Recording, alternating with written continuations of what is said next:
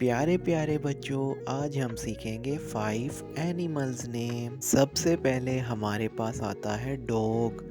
Dog को उर्दू में कुत्ता भी कहते हैं और डॉग के स्पेलिंग है DOG। डॉग। डॉग मैंने कुत्ता। प्यारे बच्चों, दूसरा एनिमल है लाइन।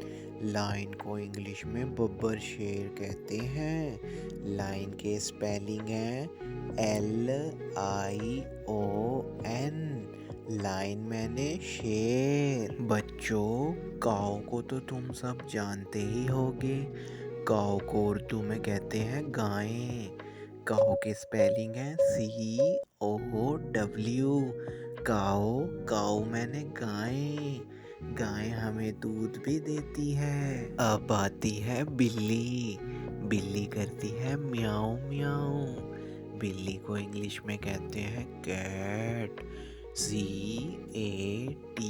कैट। कैट मैंने बिल्ली। अब आती है लोमड़ी।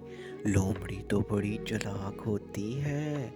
लोमड़ी को इंग्लिश में कहते हैं फॉक्स। लोमड़ी के स्पेलिंग है FOX। फॉक्स। फॉक्स मैंने लोमड़ी।